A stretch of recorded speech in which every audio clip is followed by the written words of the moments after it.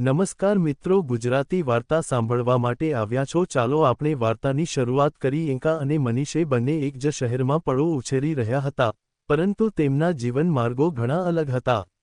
એન્કાએ એક છોકરી હતી જેણે અભ્યાસમાં બહુ રસ રાખ્યો અને આજે એડવોકેટ બનીને પોતાના કાનૂની કાર્યમાં શ્રેષ્ઠતા મેળવી રહી હતી। મનીષે એક કલાપ્રેમી હતો જે આર્ટ ગેલેરીમાં કામ કરતો હતો અને જિંદગીના રૂપરંગો અને પ્રેમમાં પોતાની ખુદની રીતે ભટકતો રહ્યો હતો। એક દિવસ એન્કા અને મનીષ એક સામૂહિક ફંડરેઇઝર માટે મળ્યા। એન્કાનો વ્યવહારિક અને સમજદાર સ્વભાવ ત્યારે મનીષને ખૂબ આકર્ષી ગયો। જ્યારે એન્કા માટે મનીષની મૈત્રી અને કલાત્મક દૃષ્ટિ નવી હતી, તેમના વચ્ચે વાતો થતી રહી અને એકબીજાને ઓળખી ઉઠાવવાનો એક અનોખો મનોરંજન શરૂ થયો। એન્કાની જિંદગીમાં આમ તો પ્રેમ માટે સમય નથી મળતો, તે કંઈક સંઘર્ષમાંથી પસાર થઈ રહી હતી, પરંતુ મનીષના સાથમાં તેને અલગ જ સંકલ્પ મળ્યો। મનીષે એન્કાને સમજાવ્યું કે જીવનના આર્કિટેક્ચરને ફક્ત કાનૂન અને દૃષ્ટિથી નથી, પરંતુ પ્રેમ અને કલાની લાગણીઓથી પણ બનાવવું જોઈએ।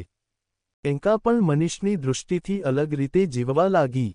એકવાર એન્કાએ તેના કામમાં વધુ સમય આપવાનું શરૂ કર્યું, પરંતુ મનીષ સાથે સમય પસાર કરવો તેના માટે અનમોલ હતો। બંનેએ આદત કરી લીધી હતી એકબીજાના સાથમાં, પ્યારમાં, એકબીજાને સમજવાની એક નવી રીતે જીવવા। સતત સમજણ અને લાગણીથી ભરેલા ઘણા દિવસો પછી એન્કા અને મનીષે અનુભવ્યું કે એમની વચ્ચે એક એવી બાંધણ ઊભી થઈ છે જે માત્ર સંબંધ નથી, પરંતુ એક સ્વરૂપ અને અર્થ ધરાવતી છે।